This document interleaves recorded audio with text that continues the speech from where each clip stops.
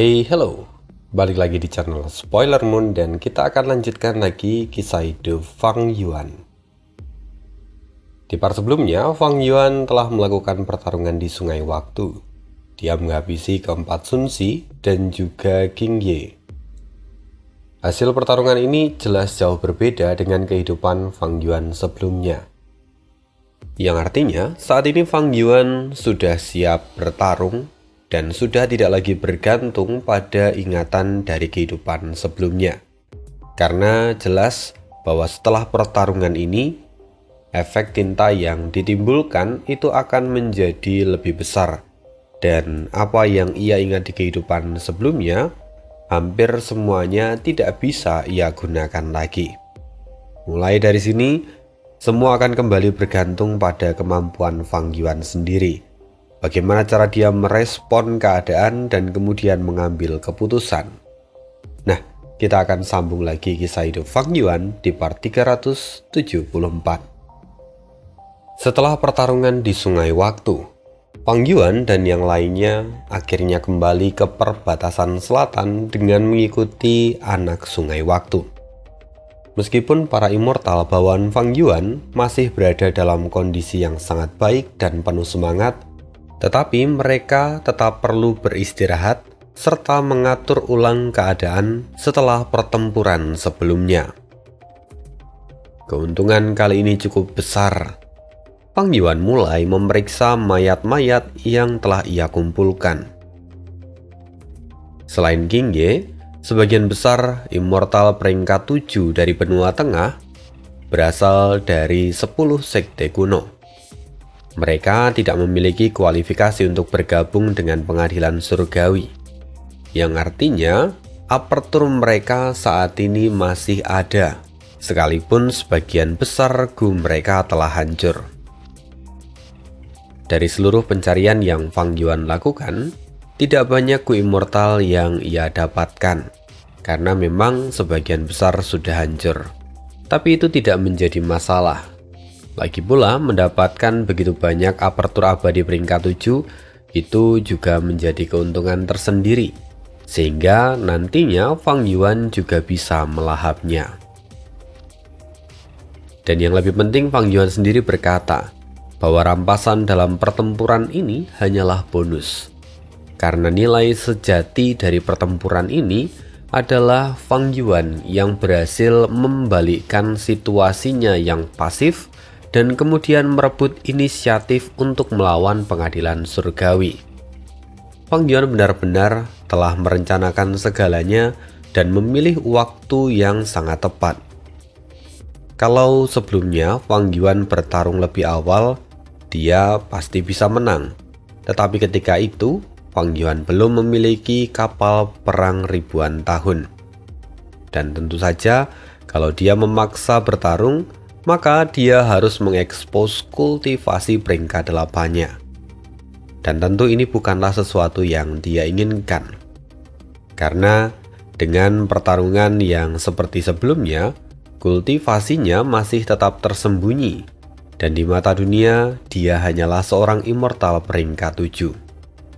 Di sisi lain, kalau Fang Yuan menunda pertarungan itu pun, maka pengadilan surgawi tidak hanya akan memiliki 2 rumah gu. Seperti di kehidupan sebelumnya, Fang Yuan bahkan harus menghadapi 4 rumah gu dari jalur waktu sekaligus. Maka Fang Yuan tidak boleh bertindak terlalu lama.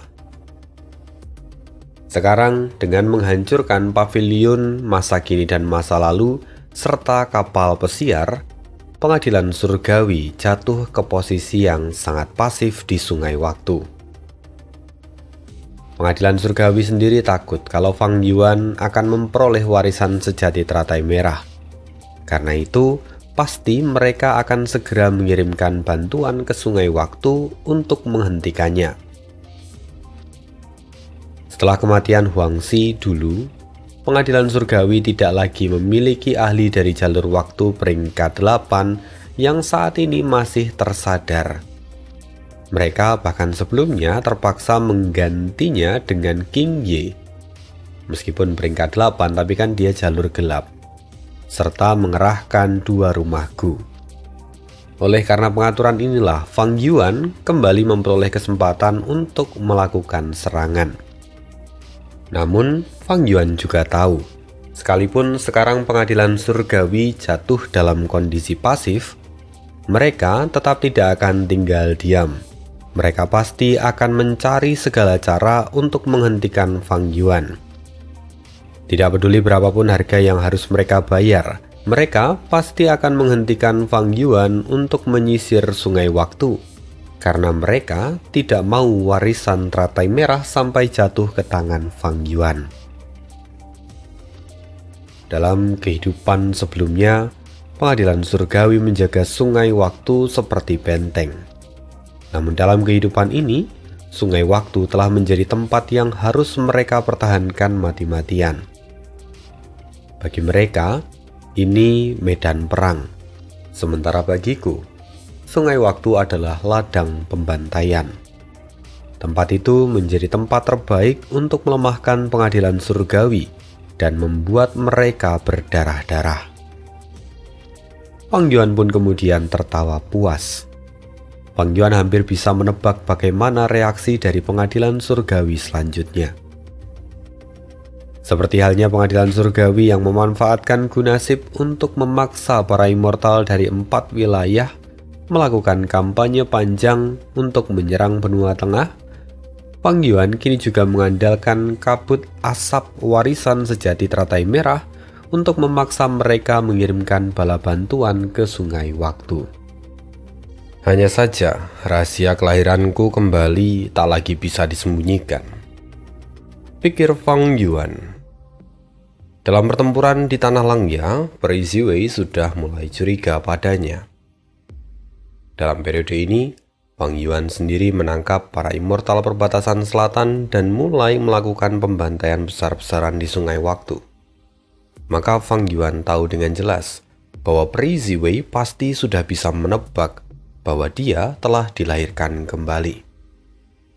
Bagaimanapun, Peri Ziwei adalah seorang Grandmaster Agung dari jalur kebijaksanaan. Dan Fang Yuan tidak pernah meremehkan wanita itu. Bisa dikatakan bahkan dia sangat mengenalnya. Seperti kata pepatah, seringkali orang yang paling memahami dirimu bukanlah temanmu, melainkan musuhmu. Dan benar saja, beberapa hari kemudian Peri Ziwei mengumumkan di toko kuning bahwa Fang Yuan telah terlahir kembali dan dia memiliki rumah Gu jalur waktu peringkat 8. Begitu berita ini dirilis, kabar langsung menyebar ke seluruh dunia dan dunia kembali dibuat gempar. Secara otomatis pengaruh Fang Yuan pun melonjak drastis. Diskusi mulai meluas. Pada akhirnya itu juga menyeret pengadilan surgawi yang tak mampu menaklukkan Fang Yuan. Sampai kemudian ada juga immortal yang menyadari satu hal, bahwa Fang Yuan benar-benar fleksibel. Dia menempuh begitu banyak jalur sekaligus.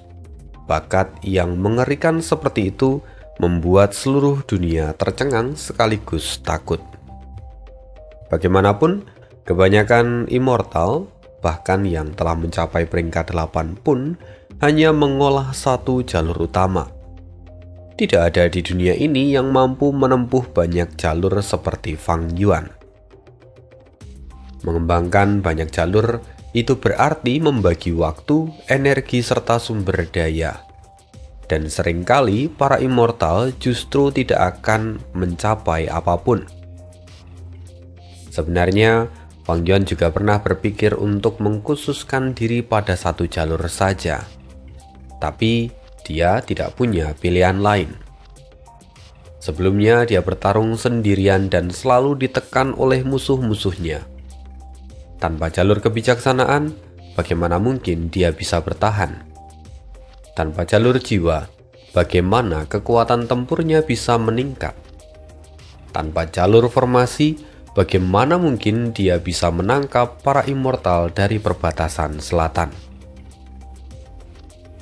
Fang Yuan sendiri terus mengamati diskusi yang terjadi di toko kuning. Setelah mempertimbangkan segalanya dengan matang, Dia dengan tegas menyebarkan rekaman pertempuran di Sungai Waktu ke Toko Kuning. Dia bahkan mempublikasikan sebuah pidato terbuka. Pengadilan surgawi, serangan balikku baru saja dimulai. Tunggu saja sampai aku memperoleh warisan sejati teratai merah. Aku akan sepenuhnya menghancurkan gunasib kalian. Dalam kehidupan sebelumnya, kalian berhasil memulihkan gunasib karena fondasi kalian jauh melampaui perkiraanku. Terlalu sedikit orang yang memahami situasi mereka. Akhirnya, banyak ahli peringkat 8 yang bahkan diam-diam telah kalian kendalikan dari balik layar. Lebih banyak lagi, immortal yang hidup dalam kebodohan mereka. Mereka bahkan tidak sadar tentang semua rencana kalian. Mereka tidak menyadari ancaman mematikan dari gunasib. Jadi, tunggu saja. Aku akan menghabisi kalian semua. Begitu pidato ini dirilis, dunia Gu Immortal dari 5 wilayah terdiam sejenak. Kemudian sentimen publik langsung meledak seperti gunung berapi yang meletus. Mereka pun berdiskusi, mulai dari sikap Fang Yuan yang secara terbuka memprovokasi pengadilan surgawi, hingga kemungkinan lahirnya sang venerable iblis yang baru. Sama halnya dengan kehidupan sebelumnya, mereka menyematkan sebuah gelar pada Fang Yuan, Demon Venerable Kecil, atau yang mulia iblis kecil. Maksudnya adalah calon dari yang mulia iblis di masa depan. Sekarang dunia immortal benar-benar terguncang. Rasa takut bermunculan. Kalau sebelumnya para immortal hanya merasa waspada dan benci serta iri pada Fang Yuan, tapi sekarang rasa takut mulai mengambil alih emosi yang lain. Kini mereka sadar akan satu hal, bahwa Fang Yuan tidak boleh diprovokasi sama sekali. Bahkan kekuatan kolosal seperti pengadilan surgawi, ataupun misalnya kekuatan jalan kebenaran perbatasan selatan yang telah berulang kali mencoba menghancurkan dia, tetapi justru berakhir tragis.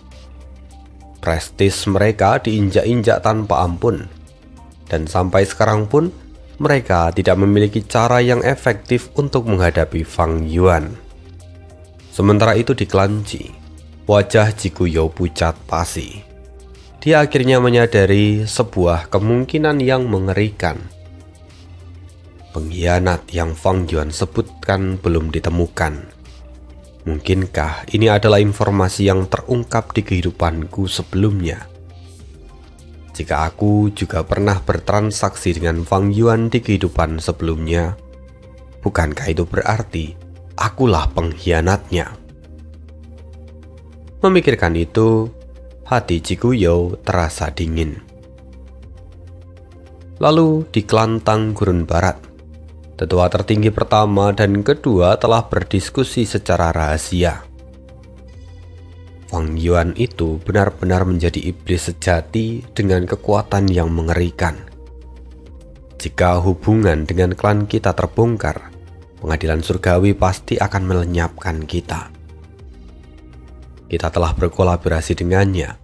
Sekarang Fang Yuan terlalu kuat untuk kita putuskan hubungannya begitu saja. Kita harus bertindak lebih hati-hati. Jika dia benar-benar menjadi Demon Venerable di masa depan, itu mungkin bisa menjadi peluang besar bagi klan Tang untuk mengalami kebangkitan.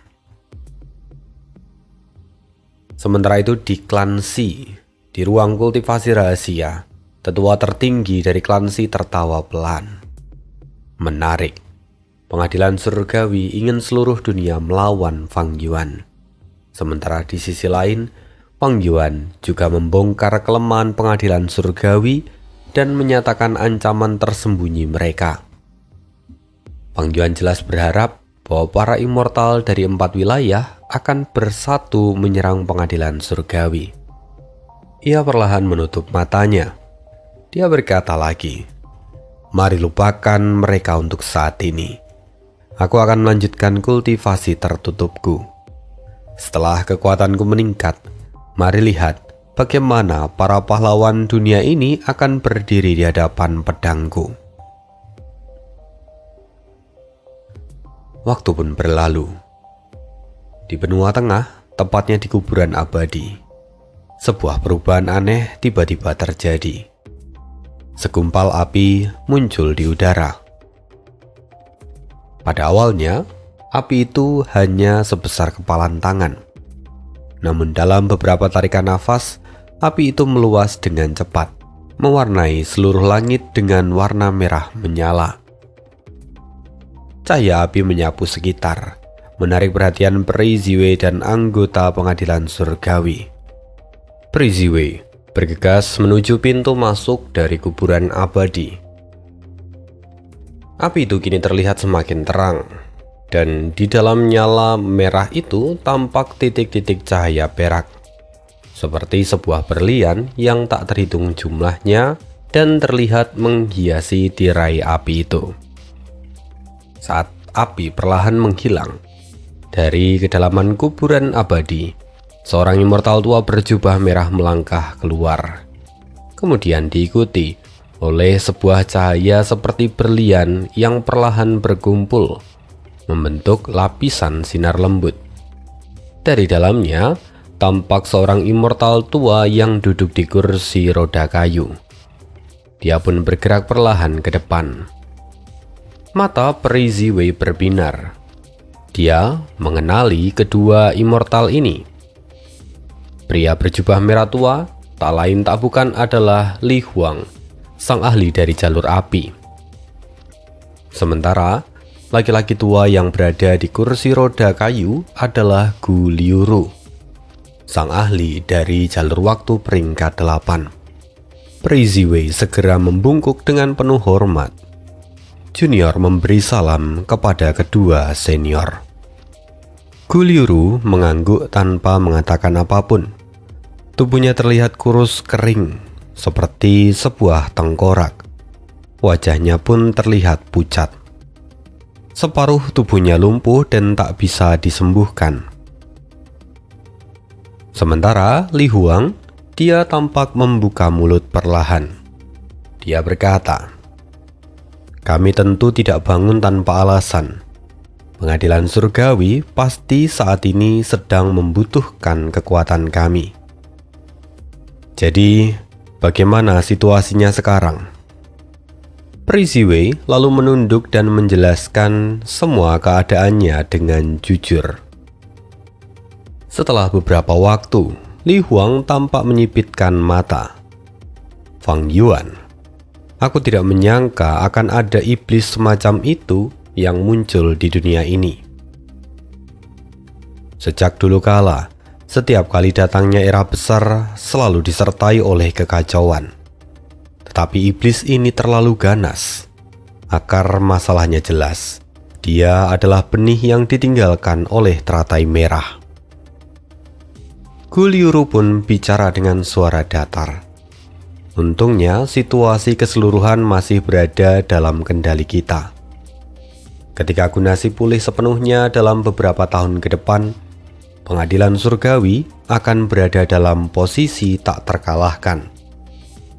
Dan pada saat itu, sekuat apapun Fang Yuan, dia tidak akan mampu mengguncang pondasi kita." Gu Liuru lalu menoleh ke arah Peri Ziwei. "Ziwei, kau adalah immortal dari jalur kebijaksanaan. Sangat tepat bagimu untuk memimpin pengadilan surgawi. Jika ada tugas bagi kami yang sudah tua ini, jangan ragu untuk memberikan kami perintah." Raut wajah Peri Ziwei kini tampak berseri. Senior baru saja terbangun. Sebaiknya saat ini senior memulihkan kekuatan tempur terlebih dahulu. Saya juga akan segera mengumpulkan Gu Immortal milik senior. Baru setelah itu, kami sungguh membutuhkan bantuan dari senior. Saat ini kami telah kehilangan kendali atas sungai waktu. Jadi, Kami sedang membangun rumah Gu dari jalur waktu. Kami juga perlu menyiapkan formasi penyegelan teratai penekan sungai. Jika kedua senior bersedia menjaga sungai waktu, jelas itu akan sangat membantu kami.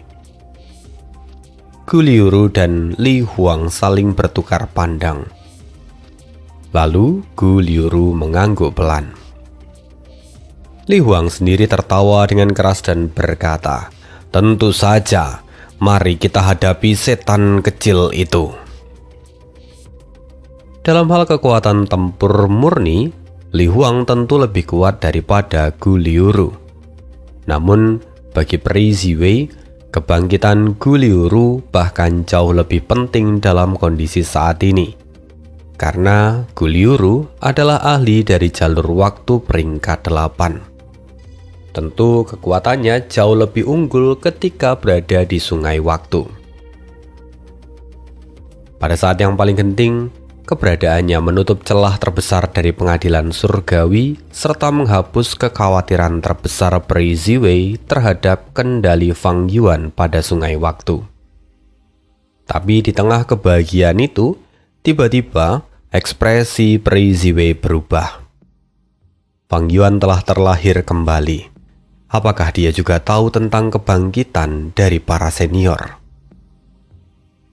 Memikirkan musuh seperti Fang Yuan tentu membuat siapapun akan gelisah. Setiap keputusan terasa seperti sedang memegang pedang bermata dua. Peri Ziwei tidak tahu bahwa dalam kehidupan sebelumnya hanya Li Huang yang terbangun di periode waktu ini. Sementara Gu Liuru baru terbangun di masa akhir ketika surga panjang umur menyerang pengadilan surgawi. Saat itu, dia bertarung sengit melawan He Fan sebelum akhirnya tewas di tangan Liu.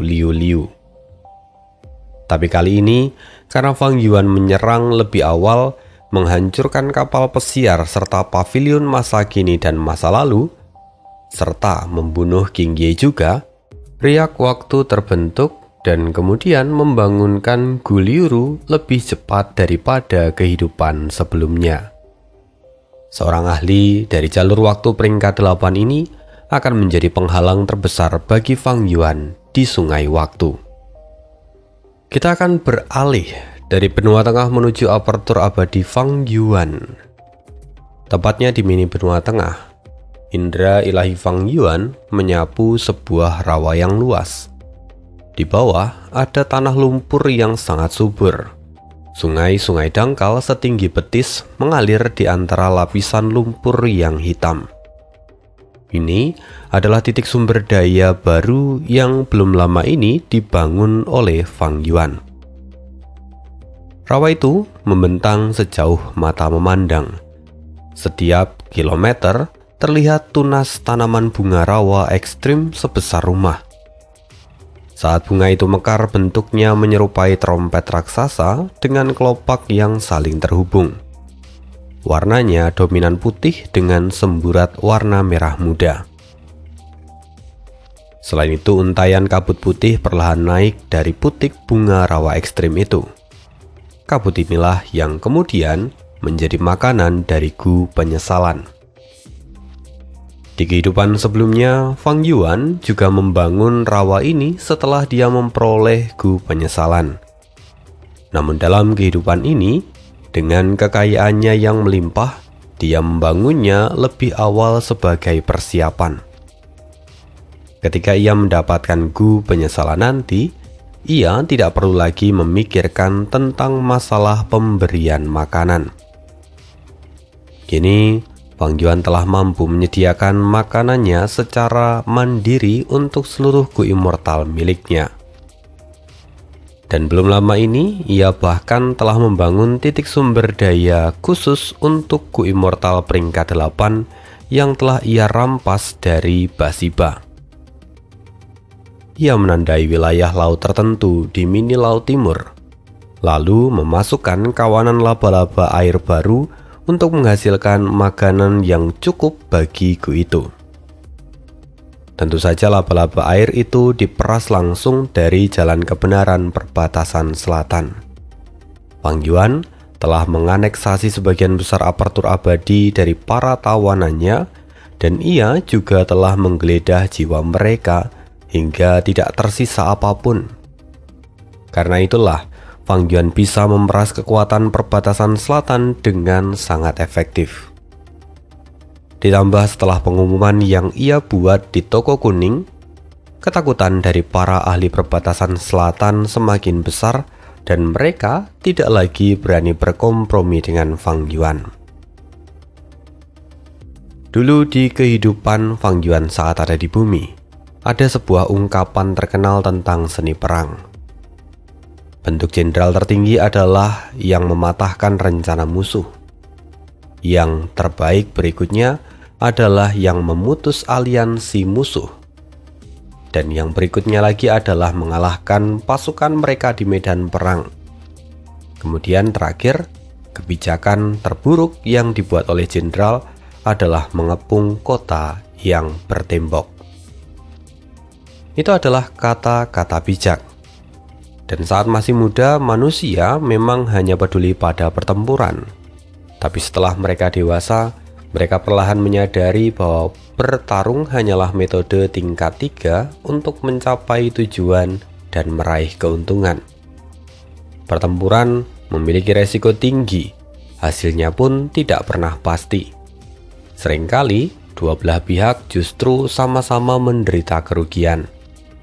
Metode ini hanya layak digunakan ketika tidak ada pilihan lain. Fang Yuan sendiri cenderung mengutamakan perencanaan dan strategi. Dia bukan orang yang haus darah, tetapi ketika pertempuran tak terelakkan, dia akan menghunus pedangnya tanpa ragu dan tanpa rasa takut. Namun, duniaku sangatlah berbeda dengan bumi. Melalui kultivasi, kekuatan seorang individu bahkan dapat melampaui kekuatan kolektif dari kelompok ataupun organisasi. Karena itulah, sosok seperti jiwa spektral dapat muncul ke permukaan. Jiwa spektral hanya memiliki satu metode, yaitu membunuh. Membunuh dan membunuh. Membantai apapun yang ada di depannya, menghancurkan langit dan menghancurkan bumi. Kepala bergelimpangan dan darah mengalir seperti sungai. Jiwa spektral tidak mematahkan rencana musuh, tidak memutus aliansi mereka, tetapi tetap bisa meraih kesuksesan tingkat tinggi. Kenapa? Ya karena jiwa spektral menempuh jalan daunnya sendiri. Setiap pembunuhan memperkuat tekadnya. Setiap darah yang tertumpah memperdalam pemahamannya tentang langit dan bumi. Kedua hal ini mendorong pertumbuhan tingkat pencapaian jalur jiwanya, dan tingkat pencapaian itu secara langsung meningkatkan kekuatannya. Jika seseorang melakukan hal semacam ini di bumi, dia hanya akan mencari kematiannya sendiri. Dalam kehidupan sebelumnya selama 500 tahun, Fang Yuan baru memahami prinsip ini ketika usianya menginjak 100 tahun. Sejak saat itu dia mulai bertanya pada dirinya sendiri, sejatinya apa dao miliknya? Jalan seperti apa yang seharusnya dia tempuh? Walaupun sampai sekarang dia juga masih belum memiliki jawaban yang pasti. Lebih dari 400 tahun telah berlalu, dan dia juga telah terlahir kembali beberapa kali. Namun Fang Yuan masih terus mencari jawaban itu. Yang ia miliki hanyalah arah yang kabur. Dia seolah-olah sedang meraba-raba di dalam kegelapan. Padahal di dalam kegelapan itu terdapat banyak bahaya, kesulitan, dan juga binatang buas yang ingin menelannya hidup-hidup. Fang Yuan sendiri tahu dengan jelas bahwa di antara semua binatang buas itu, pengadilan surgawi adalah yang terbesar dan yang terkuat. Dia harus mengerahkan seluruh kekuatannya untuk memiliki peluang melawan makhluk raksasa ini, meloloskan diri dari perburuannya, dan terus berjalan di jalannya sendiri. Baik Fang Yuan maupun Peri Ziwei, Mereka telah berulang kali mengungkap informasi tentang satu sama lain, berharap dapat meminjam kekuatan dari para immortal yang lain untuk menyingkirkan lawannya. Tidak ada pemenang dalam pertarungan ini. Itu seperti pertarungan antara singa dan harimau, dan bau darah menarik hyena yang tak terhitung jumlahnya. Dia tampak memiliki reputasi yang mengesankan, tetapi arus bawah bergejolak di dalam kegelapan. Banyak orang yang tengah memikirkan cara untuk menghadapi dirinya dan juga Spring Autumn Cicanda. Tak seorang pun menyukai keberadaan ancaman seperti Fang Yuan. Meski Spring Autumn Cicanda tidak memiliki kekuatan ofensif ataupun ada banyak cara yang bisa menekannya, tetapi kemampuan dari Spring Autumn Cicanda untuk kembali ke masa lalu itu terlalu mengerikan dan membuat banyak orang merasa iri serta takut. Bahkan, sampai-sampai Fang Yuan pun disemati gelar Demon Venerable kecil, atau yang mulia iblis kecil. Hal itu seakan menunjukkan pengakuan mereka terhadap potensi Fang Yuan. Walaupun di balik gelar itu sebenarnya juga tersembunyi niat membunuh yang mendalam. Gelar itu mengingatkan dunia bahwa jika Fang Yuan tidak dibunuh, maka dia akan tumbuh menjadi seorang Demon Venerable, dan masa depan tentu akan menjadi suram bagi semua orang. Fang Yuan mungkin telah meraih kemenangan di Sungai Waktu dan bahkan merebut inisiatif, tetapi dia tahu jelas bahwa ini hanyalah kemenangan strategi kecil. Ini belum cukup untuk menggagalkan rencana besar dari pengadilan surgawi. Sama halnya dengan permainan catur, Fang Yuan hanya membuat satu langkah yang bagus. Meski berhasil mengubah posisi dari pasif menjadi aktif, pengadilan surgawi masih tetap mengendalikan penuh di atas papan. Dan pengadilan surgawi itu sendiri adalah bidak yang diletakkan oleh Yang Mulia Asal Abadi lebih dari 3 juta tahun yang lalu.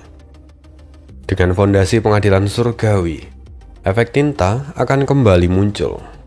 Beberapa karakter kuat mungkin akan terbangun dari kuburan abadi. Sekarang yang terpenting adalah memanfaatkan setiap detik dan melakukan segala sesuatu yang bisa kulakukan untuk meningkatkan kekuatanku. Fang Yuan sama sekali tidak menjadi sombong karena kemenangan yang sebelumnya ia dapatkan. Kegembiraannya bahkan hanya berlangsung sesaat sebelum akhirnya dia kembali tenggelam dalam kultivasi. Dia benar-benar memanfaatkan setiap detik yang ia punya dengan maksimal. Kultivasi jiwanya pun kini berkembang dengan stabil. 5 pembatas ki cahaya mendalam juga telah ia latih hingga tahap mahir. Dia bahkan melakukan sedikit modifikasi agar lebih sesuai dengan kebiasaannya sendiri, membuat pengaktifan teknik itu menjadi jauh lebih alami. Ia juga mulai melatih berbagai gerakan pembunuh lain, termasuk metode serangan beruntun milik Basiba. Dalam periode ini, Fang Yuan seringkali keluar menggunakan aliran giok sebagai langkah awal dan menjarah sumber daya dari parit bumi yang baru terbentuk. Dari semua hasil panen itu, Gu Vena Bumi peringkat 7 menjadi keuntungan terbesar. Dengan memiliki Gu Vena Bumi, Fang Yuan akhirnya dapat membangun 5 formasi pembatas regional. Mengenai modifikasi 5 formasi batas regional, klon jalur waktu Fang Yuan berhasil menyelesaikannya dengan lancar. Dia mendapatkan dukungan dari cahaya kebijaksanaan serta fondasi dari jalur formasi serta jalur aturan milik Fang Yuan yang cukup dalam. 5 formasi batas regional yang baru kini dilengkapi dengan Gu Vena Bumi, roh formasi serta bendera formasi. Dengan roh formasi, Fang Yuan memperoleh asisten yang kuat yang membantunya mengendalikan seluruh formasi dan mendeteksi tanda-tanda gangguan.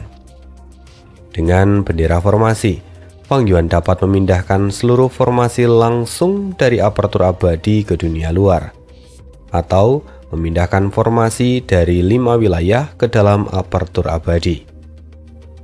Di saat yang sama, formasi pemancing binatang tahun terus diaktifkan tanpa henti dan kemajuannya berjalan stabil.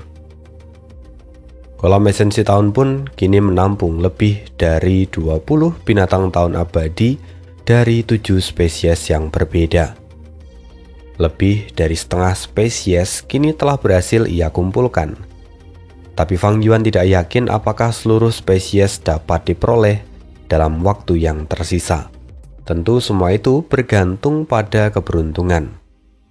Dan untuk memperkuat keberuntungannya, Fang Yuan memerintahkan para manusia berbulu untuk mulai menyempurnakan Gu Immortal dari jalur keberuntungan. Jumlah Gu Immortal yang dimiliki Fang Yuan memang sudah lebih dari 100. Tetapi Gu Immortal jalur keberuntungan masih relatif sedikit. Karena itu, Fang Yuan kini berpikir untuk menyempurnakan Gu Immortal dari jalur keberuntungan. Lagi pula, dia sendiri memiliki banyak metode dari jalur keberuntungan yang bisa ia gunakan. Ditambah lagi satu hal. Pondasi dari pengadilan surgawi dalam jalur keberuntungan tergolong dangkal. Yang artinya, kalau Fang Yuan bisa mengembangkan jalur keberuntungan, tentu itu akan membawa efek yang luar biasa bagi Fang Yuan. Adapun material abadi dari jalur keberuntungan, meskipun memang langka dan sulit untuk dikumpulkan, tapi Fang Yuan bisa memeras jalan kebenaran dari perbatasan selatan untuk mendapatkannya. Setelah material-material itu terkumpul, Fang Yuan memerintahkan para immortal manusia berbulu untuk mulai melakukan penyempurnaan.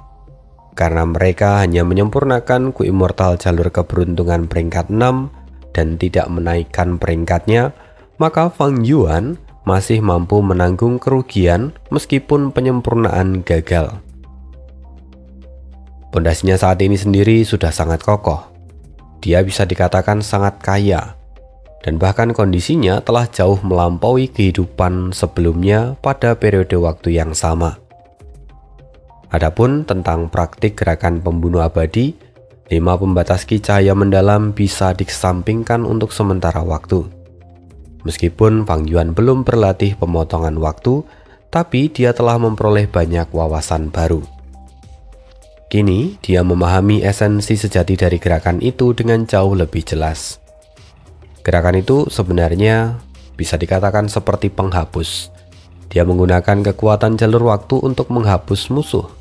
Tetapi pada saat yang sama, hal itu juga akan menggerogoti penggunanya sendiri.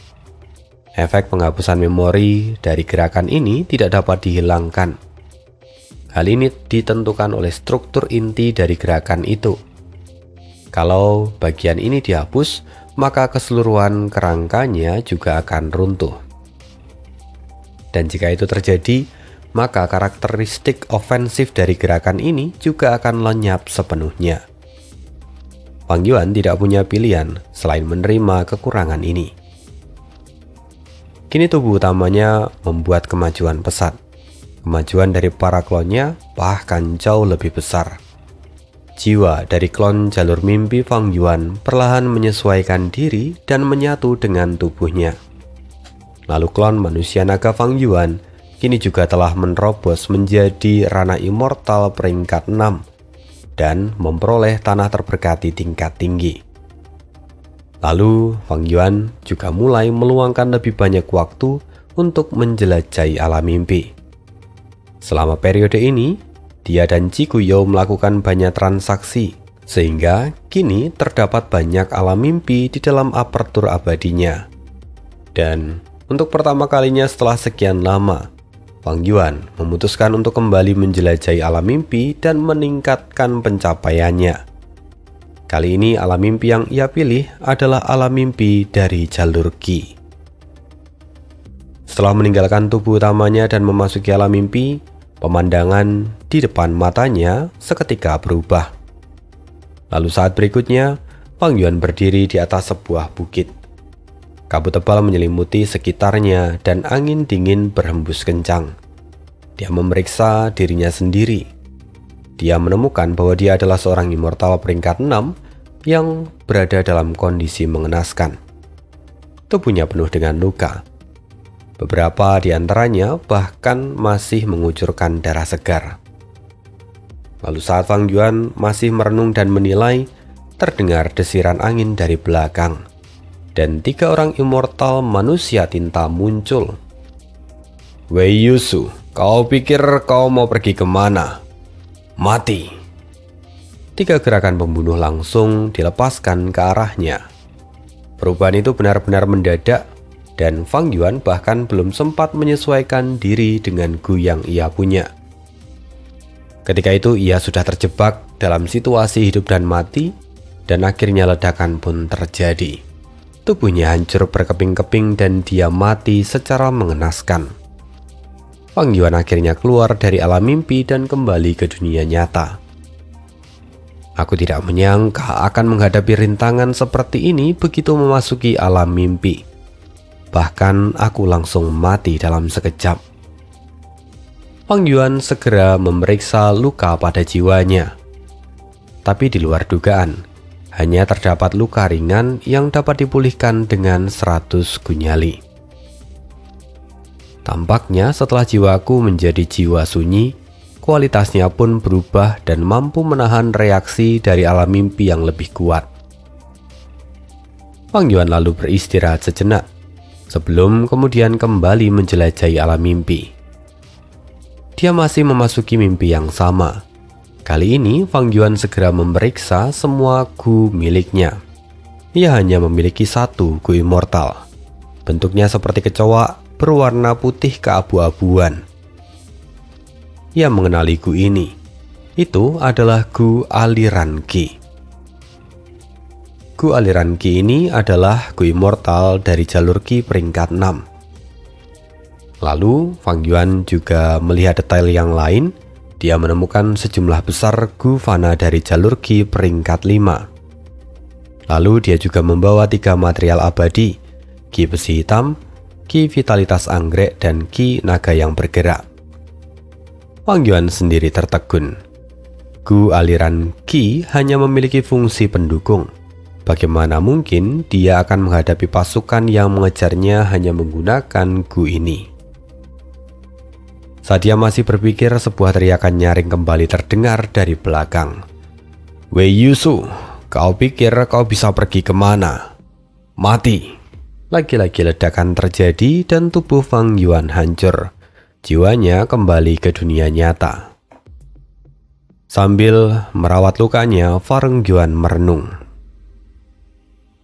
Berdasarkan situasi saat ini, jelas bahwa aku harus mengaktifkan gerakan pembunuh untuk dapat menahan 3 pasukan pengejar itu. Gerakan pembunuh dari jalur Qi. Tingkat pencapaian jalur Qi Fang Yuan memang rendah, tetapi dia memiliki sumber daya yang melimpah. Dengan mengandalkan kumpulan resep gu immortal dari jalur Qi milik Sekte Langya, serta tingkat pencapaian dari jalur penyempurnaannya sendiri, Fang Yuan masih mampu menciptakan gerakan pembunuh abadi dalam waktu singkat. Lalu bertumpu pada pondasi teoritis yang kaya itu, Fang Yuan memanfaatkan cahaya kebijaksanaan dan segera merancang sebuah gerakan pembunuh yang mampu menembus rintangan pertama dari alam mimpi.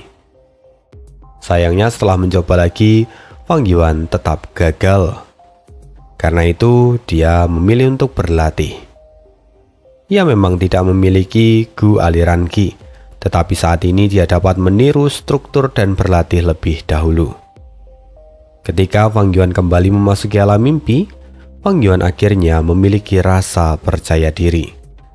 Setelah beberapa kali percobaan, dia berhasil mengaktifkan gerakan pembunuhnya. Lalu seluruh tubuhnya dilapisi oleh baju zirah hitam pekat.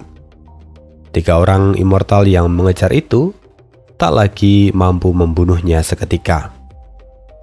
Tapi bukannya selesai, mereka menjadi semakin marah. Mereka mengepung Fang Yuan dan menyerang dengan membagi buta. Fang Yuan memang mampu bertahan sejenak, sebelum pada akhirnya dibunuh oleh ketiganya. Keluar dari alam mimpi, Fang Yuan lalu merangkum pengalamannya. Sepertinya aku harus memprioritaskan pelarian, bukan pertempuran. Pada percobaan berikutnya, dia tidak lagi menggunakan gerakan pembunuh seperti sebelumnya. Dia beralih pada gerakan pembunuh yang fokusnya pada mobilitas. Fang Yuan gagal sekali, tetapi berhasil pada percobaan kedua.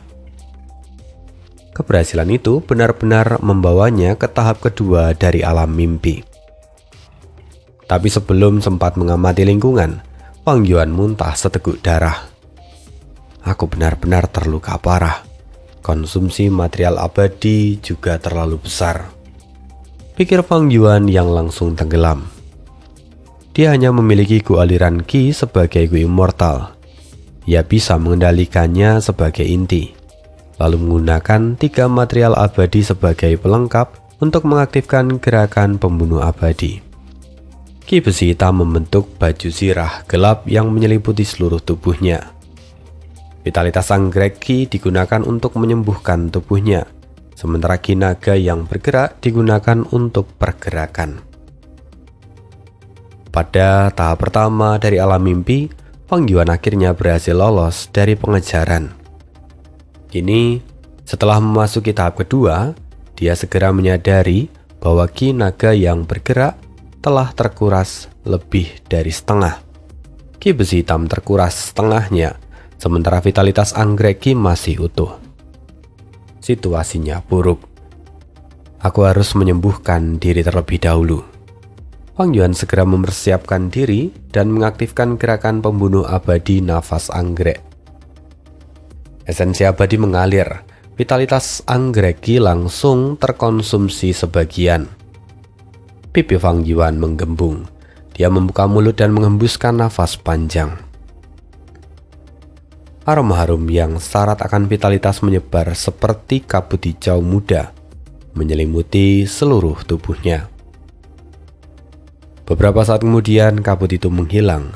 Sebagian besar lukanya telah pulih. Lantas kemana aku harus pergi sekarang? Sebelumnya dia mendapati dirinya berada di dalam sebuah gua panjang yang tampaknya menembus gunung atau membentang jauh di bawah tanah. Banyak lorong bercabang ke segala arah. Baru beberapa langkah, dia melihat seorang immortal dari manusia tinta yang datang dari arah depan. Manusia tinta itu sempat tertegun sebelum berseru dengan gembira. "Wei Yusu, jadi kau di sini. Haha, luar biasa, kamu benar-benar bertemu denganku. Pahala ini milikku." Pepatah memang benar, datanglah tepat waktu, lebih baik daripada datang lebih awal. Fang Yuan pun terkejut. Manusia tinta ini bukan salah satu dari 3 pengejar yang ada di tahap pertama. Dia adalah orang baru. Yang lebih mengerikan, dia bukan peringkat 6, melainkan immortal peringkat 7. Manusia tinta peringkat 7 itu lalu kemudian menerkam ke arah Fang Yuan. Pada posisi ini, bagaimana mungkin Fang Yuan bisa menandinginya? Seluruh tulangnya remuk dan ia terjatuh lemas ke atas tanah. Immortal manusia tinta itu mencibir sambil menatapnya. "Wei Yusu, bukankah kamu dulu sangat liar? Tidak pernah terpikirkan olehmu akan jatuh ke tanganku, bukan? Sejujurnya, bahkan aku sendiri tidak menyangka hal ini. Kamu hidup mewah dan dimanjakan oleh sang putri, tapi kau malah cukup bodoh untuk melarikan diri. Kamu benar-benar mencari kematian." Saat berikutnya, jiwa Fang Yuan kembali ke dunia nyata dengan penuh luka.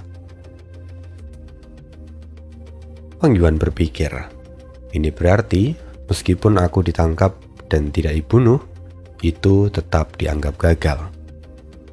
Sepertinya alam mimpi ini memang adalah alam mimpi jalur pelarian. Dalam situasi seperti itu, memang mustahil melawan immortal peringkat 7.